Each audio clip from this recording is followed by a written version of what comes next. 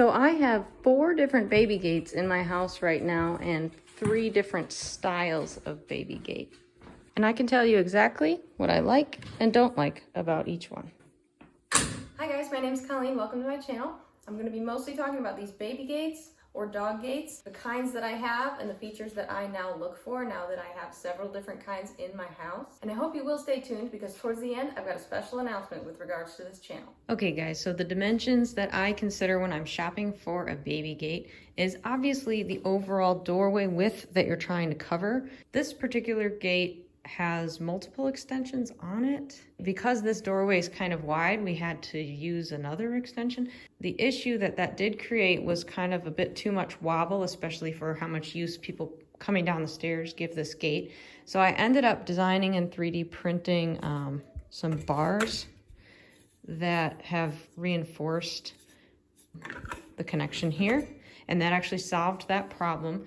I also designed and 3D printed sort of a receptacle for this so that we would not have to screw any, like they do make like a circle receiver that you like screw in and it sticks out enough that this thing then presses into that and it won't slide forward or backward because it has something there.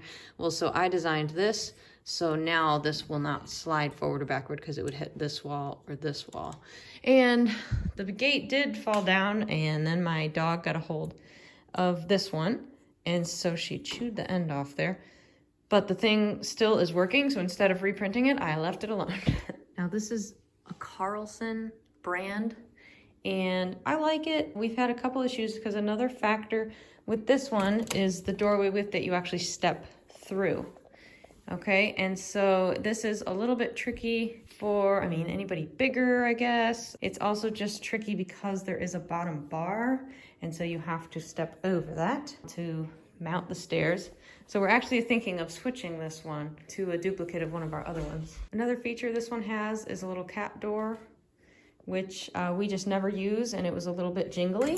So we threw some painter's tape on it, and now it doesn't jingle as much. And we actually use this gate to keep our cat from going upstairs. So we need that shut anyways. Now a feature to consider is whether or not you're going to be needing to screw anything into like a wall or a banister. So this is a tension mount, and so you don't necessarily need to screw anything in depending on how much sort of force this thing needs to endure. So ever since I designed these, we have not had any issue with this thing popping out. We used to have it just sort of pop out every so often, and it was real annoying when somebody would be coming downstairs and they would just accidentally bump it a little too hard, or bringing down a suitcase, the suitcase would bump it. So I had to solve a couple problems with this one, but I also, once I did solve them, I liked it for the most part, except for the width of this door and also the bottom bar potential tripping hazard. Let's talk about our other Carlson gate, which is right over here. It does have an extension. So that just basically means that if I took this side extension off, the gate would only be that wide, but we needed it wide enough to go across this doorway. Now here's a funny problem we had where the cat door, we needed this to be a cat door. So we actually removed it because it was like a swing open kind of a door. So what I ended up doing was removing it, and I had to like saw it off. Well then, you would not believe that my boxer Beta could actually fit through this hole. And it's meant for a cat to be able to go through and a dog not to be able to go through. And so I ended up rigging a piece of metal here with some strong zip ties. Now my cat can fit through and Beta no longer can. One issue you might have with these tension ones is damage to the wall where it sticks and the pressure sticks. When you actually go to remove it, you might find that like the paint sticks to it or something like that. And so you just also need to determine whether you care much about that potential damage or to what extent you want to go to try to preserve the paint job on your walls. These gates are very similar to each other, the 2 Carlson gates that I have, but the latch is different. So this is a lift and push, and it only will open one direction. And it does have like a child lock. So now you can't lift it until you pull this back. I can do a one-hand operation, which is kind of nice. Like like that, and even to unlock. Again, we still have the bottom trip bar and a slightly narrow opening to actually step through. But overall, I like it and it's working for us. And we have not had any problems with this one getting sort of banged out of place. So I did not need to screw anything into the wall. Now I'm gonna show you this pull across. It's sort of like a roll up, pull across style gate. This one does require that you screw stuff into a wall or door jamb or whatever. We like this one because it does not have the trip bar when it's open. It's a little bit more tricky because it does require a two-hand operation. Okay, so this is the release right here. You kind of push down and spin it clockwise, and that allows me to then pull on it. And I was able to do that with one hand, but aligning this can be a little tricky, especially with one hand because I'm filming. I can also open it with one hand, but it is very noisy because it has this like clicking when it retracts. So I can actually release it. And then that's not great to do very early in the morning when I'm trying to let the dogs out but not wake up the kids. All right, so here's how I like to do this. With two hands, I have a little more control on that latch.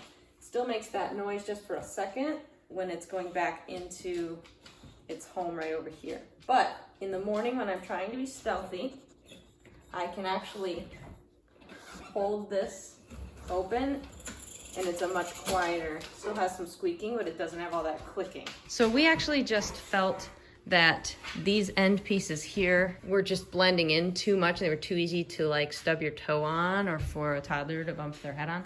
So that's why we put this painter's tape, just try to make it a little more visible. So this particular baby gate is a Dreambaby brand. I'll link it in the description if you're interested.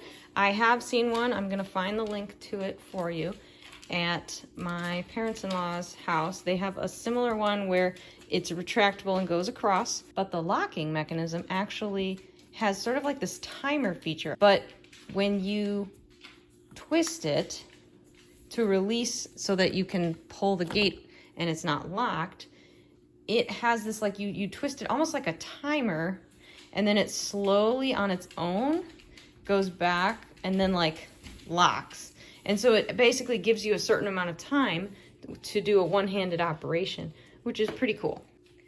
So basically the reason that you need something like this to sort of have a lock where it won't release further is because a kid or a dog is going to press on it, and you can't have it like retracting to create a big gap under here that they could then crawl under, especially if this were at the top of the stairs.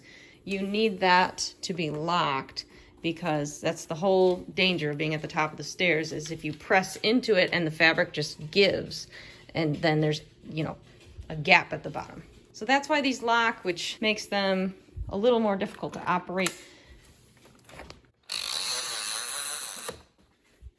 But also the advantage of not having the trip bar and having a pretty wide opening to walk through. This one is possibly our favorite so far, baby gate that we've tried. The brand is North States. It has no bottom trip bar when open, and you just have to mount it at the right height so that a kid couldn't kind of slip under it. It opens wide, and it does not have a trip bar.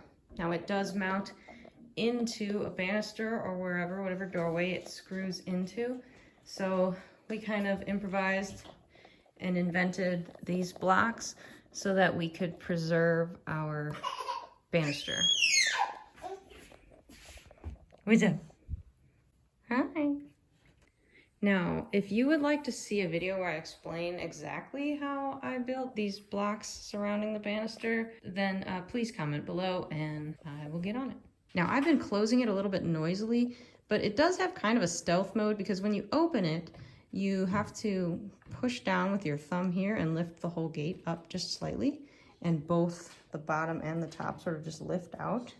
This gate is just outside our kids' room, so at night when we come to close it, we just do the same motion of lifting and dropping it in, and it's much quieter.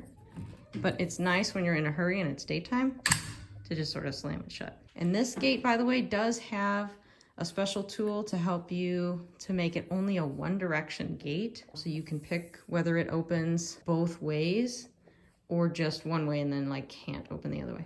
Okay guys, so it's special announcement time. I'm going to be using this video as a crossover video to launch my second YouTube channel, which I am calling You Can Too, because the theme of my channel is, if I can do it, then I strongly believe that you can too. So I'm launching this video on good dog grooming, but I am also going to launch it on You Can Too.